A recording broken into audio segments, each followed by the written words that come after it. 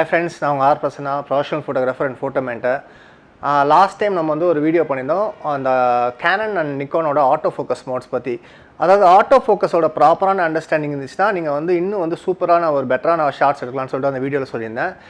அதில் வந்து நிறைய பேர் கேட்டிருந்தாங்க, சார் இந்த ஜோன் ஏஎஃப்னா என்ன, அந்த 3D ட்ராக்கிங்னா என்ன, இதெல்லாம் வந்து நிறைய பேர் கேட்டிருந்தாங்க.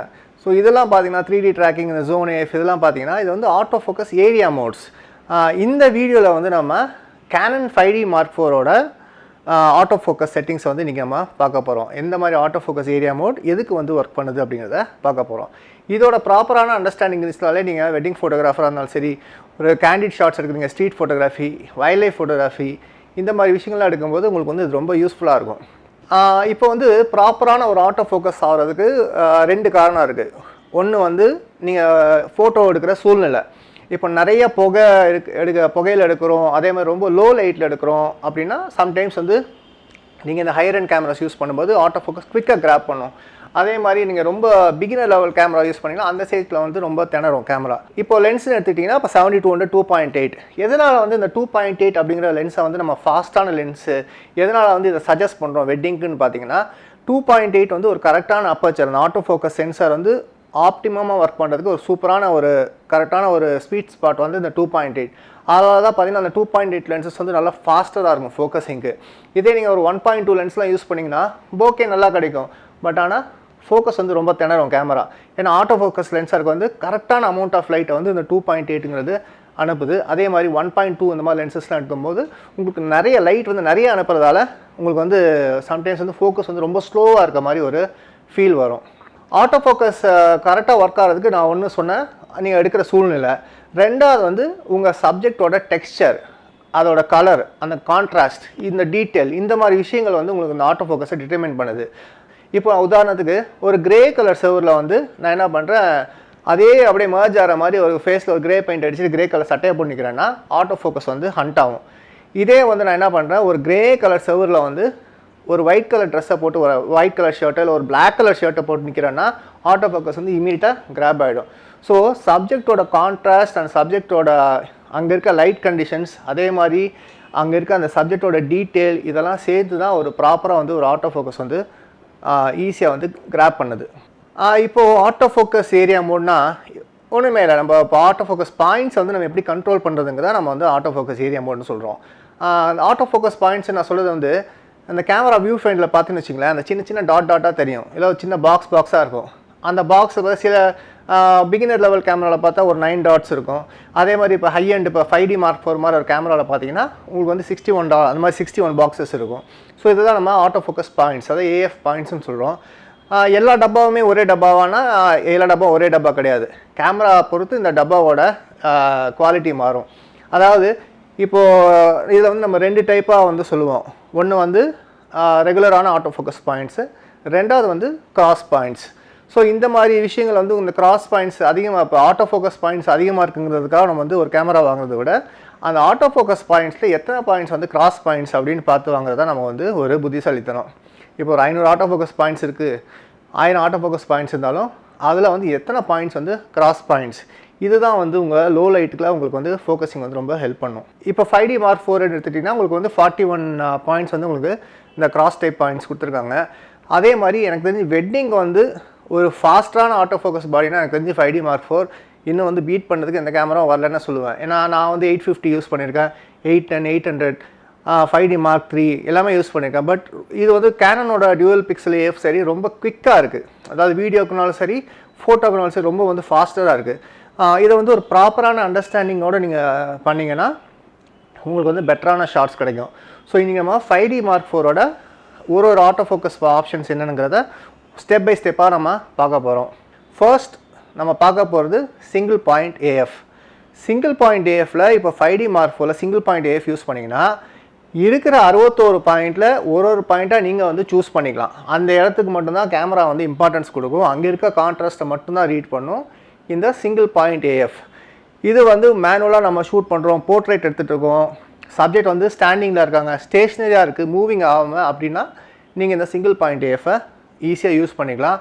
அழகாக அந்த இடத்துல மட்டும் அந்த கான்ட்ராஸ்ட் எடுத்துக்கும், அழகாக அங்கே மட்டும் ஃபோக்கஸ் நிற்கும், சைடில் இருக்கிற எல்லாத்துலேயுமே வந்து டோட்டலாக அது இக்னோர் பண்ண ஆரம்பிச்சிடும். AF select AF area. இதில் தான் வந்து நம்ம அந்த பாயிண்ட்ஸ் வந்து எப்படி யூஸ் பண்ண போகிறோங்கிறத இதில் தான் நம்ம செலக்ட் பண்ண போகிறோம்.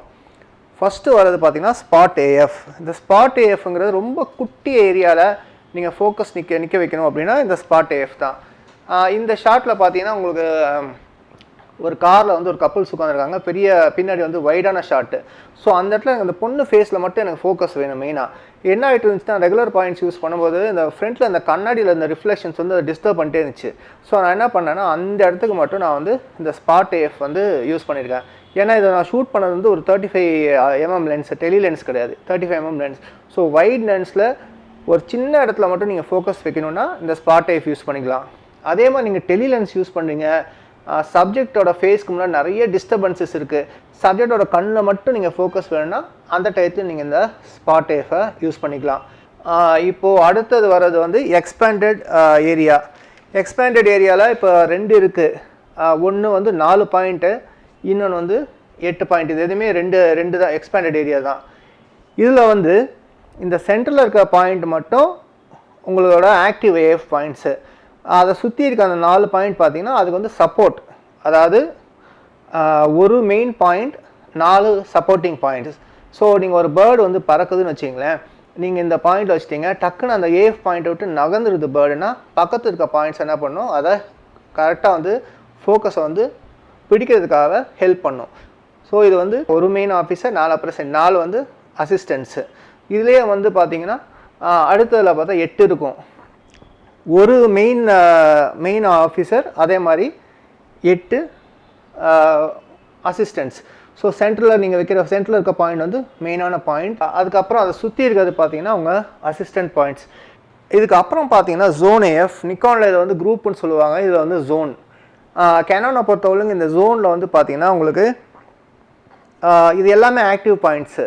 போனதில் எக்ஸ்பேண்டட் ஏரியாவில் எப்படி பார்த்தோம்னா ஒரு ஆக்டிவ் பாயிண்ட், அதை சுற்றி வந்து ஒரு அசிஸ்டன்ஸ் பாயிண்ட் பார்த்தோம். பட் இதில் வந்து உங்களுக்கு எல்லாமே ஆக்டிவ் பாயிண்ட்ஸ். இந்த ஆக்டிவ் பாயிண்ட்ஸ் என்ன பண்ணால், நீங்கள் ஒரு லார்ஜான ஒரு பெரிய குரூப்பில் வந்து நிற்கிறாங்க, அதே மாதிரி வந்து சப்ஜெக்டை விட்டு நகரவே கூடாது இந்த ஃபோக்கஸ் பாயிண்ட் அப்படிங்கும்போது நீங்கள் என்ன பண்ணலான்னா இந்த ஜோன் ஏஎஃப் வந்து யூஸ் பண்ணிக்கலாம்.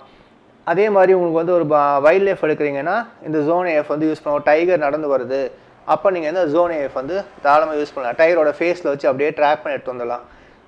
இன்னொரு பெரிய அட்வான்டேஜ்னு பார்த்தா இந்த ஜோன் ஏஎஃப்பில் நீங்கள் 9 இடத்துக்கு இந்த 9 ஜோனில் வந்து நீங்கள் மாற்றிக்கலாம். இதை வந்து எங்கே வேணால் நகர்த்திக்கலாம். அந்த ஃபோக்கஸ் பாயிண்ட்ஸ் உள்ள தெரியுதுல வியூ ஃபைண்டில், அதில் வந்து நீங்கள் 9 பிளேசஸில் வந்து நகர்த்திக்கலாம். இந்த ஜோன் ஏஎஃப்பை பொறுத்தவரையிலும் உங்களுக்கு ஒன் ஷாட்டில் வந்து ஃபேஸை வந்து கிராப் பண்ண ட்ரை பண்ணும். அதே மாதிரி சர்வோ மோடில் வந்து உங்களுக்கு ட்ராக் பண்ண வந்து ட்ரை பண்ணும். டோட்டலாக வந்து சப்ஜெக்டை ட்ராக் பண்ணும். இது எல்லாமே பார்த்திங்கன்னா ஆக்டிவ் பாயிண்ட்ஸ் தான். இதுக்கு அடுத்தது வர்றது பார்த்திங்கன்னா உங்களுக்கு ஜோன்லேயே லார்ஜ் ஜோன். இதுக்கப்புறம் வர்றது பார்த்திங்கன்னா இந்த ஆட்டோ செலெக்ஷன் ஏஎஃப்.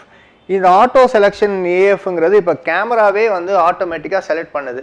இப்போ வர கேமராஸில் பார்த்தீங்கன்னா இப்போ கேனானில் வந்து 5D Mark 4ல் உங்களுக்கு இன்டெலிஜென்ட் ட்ராக்கிங் அண்ட் ரெக்கக்னிஷன் ஃபங்க்ஷன்லாம் இருக்குது. உங்களுக்கு வந்து கிட்டத்தட்ட 1,50,000 பிக்சல் இது யூஸ் பண்ணுறாங்க. RGB IR சென்சார் வந்து யூஸ் பண்ணுறாங்க. இது எல்லாமே சேர்ந்து தான் ஒர்க் ஆகுது. உங்கள் கேமராவோட மீட்டரிங் சென்சார், உங்கள் கேமராவோட ஆட்டோ ஃபோக்கஸ் சென்சார், அதுக்கப்புறம் உங்கள் கேமராவோட இமேஜ் சென்சார், இதெல்லாமே சேர்ந்து தான் இப்போலாம் ஒர்க் ஆக ஆரம்பிக்குது. ஸோ இதில் வந்து கேமராவே டிசைட் பண்ணுது எங்கே வந்து ஃபோக்கஸ் வந்து நம்ம இது வைக்கணும் அப்படின்னு சொல்லிட்டு. கேனானில் வந்து 2 ஆப்ஷன்ஸ் இருக்குது. ஒன்று வந்து ஒன் ஷாட்டில் ஃபோக்கஸ் வந்து கேமரா டிசைட் பண்ணிக்கும். ஆனால் சர்வோ மோடில் மட்டும் நீங்கள் வந்து இனிஷியல் ஃபோக்கஸ் பாயிண்ட்டை நம்ம செலக்ட் பண்ணிக்கலாம்.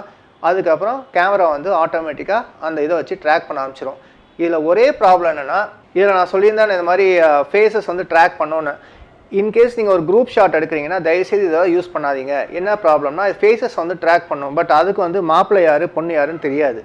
அதனால் ஒரு குரூப்பில் வந்து கொஞ்சம் வளைஞ்சி நிற்கிறாங்கன்னா யார் நியரஸ்ட் சப்ஜெக்டோ அவங்களுக்கு வந்து ஃபோக்கஸ் போகிறதுக்கான வாய்ப்புகள் அதிகம். அதனால் இது வந்து ஒரு அமெச்சூர் மோட் தானே தவிர இது வந்து ஒரு ப்ரொஃபஷனல்ஸ்க்கான மோட் கிடையாது. ஃபார் விஐபி ஃபங்க்ஷனில் விஐபி வராரு, அவர் பக்கத்தில் வந்து ஒருத்தர் வந்து ரிசீவ் பண்ணி, சும்மா ஒரு சாதாரணமான ஆள் வந்து ரிசீவ் பண்ணி நடந்து வர்றாருன்னா அவர் ஃப்ரண்ட்டில் வந்தாருன்னா ஃபோக்கஸ் வந்து அவருக்கு போயிடும். பட் உங்களுக்கு வந்து விஐபி தான் வந்து ஃபோக்கஸில் வேணும். அந்த மாதிரி டயத்துலலாம் இது வந்து கன்ஃபியூஸ் ஆகிடும். அதனால் இதை வந்து நீங்கள் அந்த டயத்துக்கு யூஸ் பண்ணாதீங்க. நெக்ஸ்ட் இந்த மெனு வந்து நான் ரொம்ப மெயினான மெனுன்னு சொல்லுவேன், செலக்டபிள் ஏஎஃப் பாயிண்ட். இதில் பார்த்தீங்கன்னா எல்லா பாயிண்ட்ஸ் 61 பாயிண்ட்ஸும் வந்து உங்களுக்கு வந்து செலக்ட் ஆகும். அதே மாதிரி உங்களுக்கு சம்டைம்ஸ் ரொம்ப லோ லைட்டாக இருக்குது, ஒரு வெட்டிங்கில் வந்து ஷூட் பண்ணிட்டுருங்க, ரொம்ப ஃபாஸ்ட் மூவிங் சப்ஜெக்ட்ஸு, ரொம்ப லோ லைட்டாக இருக்குது, எனக்கு வந்து ஃபோக்கஸ் பண்ணுறது கஷ்டமாக இருக்குது, ஹண்ட் ஆகுது கேமரா லென்ஸ் அப்படின்னா நீங்கள் வந்து இந்த ஒன்லி கிராஸ் பாயிண்ட்ஸ் அப்படிங்கிறத செலக்ட் பண்ணிக்கலாம். 61 இது வந்து 61 பாயிண்ட், இது வந்து 41 கிராஸ் பாயிண்ட்ஸ். உங்களுக்கு வந்து இன்னும் ஃபோக்கஸ் வந்து அக்யூரேட்டாக இருக்கணும்னா நீங்கள் இந்த மோடை யூஸ் பண்ணிக்கோங்க லோ லைட் சுச்சுவேஷன்ஸில். ஸோ இப்போது நம்ம ஆட்டோ ஃபோக்கஸ் பாயிண்ட்ஸ் பற்றி பார்த்துருக்கோம். நான் கிராஸ் டைப் பாயிண்ட்ஸ்னு வச்சுக்கேன். சார் இப்போ என்கிட்ட ஒரு பேசிக்கான டிஎஸ்எல்ஆர் தான் சார் இருக்குது, என்கிட்ட ஒரு 30,000 ரூபாய்க்கு நான் வந்து ஒரு டிஎஸ்எல்ஆர் இப்போ தான் வாங்குகிறேன், எனக்கு வந்து ஒரு ப்ராப்பரான ஒரு கண்டிஷனில் வந்து இந்த மாதிரி ரொம்ப லோ லைட் கண்டிஷனில் என்னோடய கேமரா ரொம்ப சஃபர் ஆகுது அப்படின்னா நீங்கள் தைரியமாக இந்த சென்டர் ஏஎஃப் பாயிண்ட் இருக்குல்ல அதை யூஸ் பண்ணிக்கோங்க. ஏன்னா மோஸ்ட்லி எல்லா கேமராஸ்லையும் இந்த சென்டர் ஏஎஃப் பாயிண்ட்டுங்கிறது ரொம்ப சென்சிட்டிவாக இருக்கும். இந்த சைடில் இருக்க ஏஎஃப் பாயிண்ட்ஸை விட இந்த சென்டரில் இருக்க ஏஎஃப் பாயிண்ட் ரொம்ப சென்சிட்டிவாக இருக்கும். ஸோ அந்த மாதிரி டயத்தில் அவங்க ரொம்ப ஹண்ட் ஆகுது, ஃபோக்கஸ் வந்து ஹண்ட் ஆகுது அப்படின்னு நீங்கள் ஃபீல் பண்ணிங்கன்னா நீங்கள் தைரியமாக வந்து அந்த சென்டர் ஏஎஃப் பாயிண்ட்டை யூஸ் பண்ணிக்கலாம். ஸோ ஃபஸ்ட்டு ஒரு ப்ரோ கேமரா நீங்கள் வாங்குறீங்கன்னா அந்த ஆட்டோ ஃபோக்கஸ் பாயிண்ட்ஸோட சைஸ், அதுக்கப்புறம் ஆட்டோ ஃபோக்கஸ் பாயிண்ட்ஸோட நம்பர்ஸ், அந்த ஆட்டோ ஃபோக்கஸ் பாயிண்ட்ஸோட லொக்கேஷன். ரொம்ப சின்னதாக ஒரு ஆட்டோ ஃபோக்கஸ் பாயிண்ட்டை வந்து நம்ம செலக்ட் பண்ணிவிட்டு வைடான ஒரு சப்ஜெக்டை ஷூட் பண்ணும்போது அது வந்து திணறதுக்கு வாய்ப்புகள் ஜாஸ்தி. அதே மாதிரி ஒரு சின்ன சப்ஜெக்ட் எடுக்க போகிறீங்க அப்படிங்கும்போது பெரிய ஆட்டோ ஃபோக்கஸ் பாயிண்ட்ஸ் நிறையா பெரிய சைஸில் வச்சு ஆட்டோ ஃபோக்கஸ் பாயிண்ட் ஷூட் பண்ணிங்கன்னா அந்த டேட்லேயும் வந்து கேமரா வந்து திணறும். ஸோ இந்த வீடியோ உங்களுக்கு வந்து யூஸ்ஃபுல்லாக இருந்திருக்கும்னு நினைக்கிறேன். நம்ம 5D Mark 4ஓட ஆட்டோ ஃபோக்கஸ் செட்டிங்ஸ் இன்றைக்கி பார்த்தோம், என்னென்ன ஏஎஃப் ஏரியா மோட்ஸ்னு. இதே மாதிரி நிக்கானோட ஏஎஃப் ஏரியா மோட்ஸோட நம்ம வந்து இன்னொரு வீடியோவில் நம்ம வந்து மீட் பண்ணுவோம். ஃபோட்டோகிராஃபி லேர்ன் பண்ணுறதுக்கான ஆப்ஷன்ஸ் வந்து இப்போ நான் என்னோட ஓன் ஆப் வந்து வச்சுருக்கேன், R.Prasanna ஃபோட்டோகிராஃபின்னு. 5,000 டவுன்லோட்ஸ் வந்து க்ராஸ் ஆகிடுச்சு. இதில் வந்து நிறைய ஃப்ரீ டுட்டோரியல்ஸ் நான் கொடுத்துருக்கேன். வீடியோஸ் உங்களுக்கு பிடிச்சிருந்துச்சின்னா லைக் பண்ணுங்கள், ஷேர் பண்ணுங்கள். அதே மாதிரி நம்ம சேனலை சப்ஸ்கிரைப் பண்ணுங்கள், பெல் பட்டனை ப்ரெஸ் பண்ணுங்கள், அடுத்த அப்டேட்டுக்கு வெயிட் பண்ணுங்கள். All the best.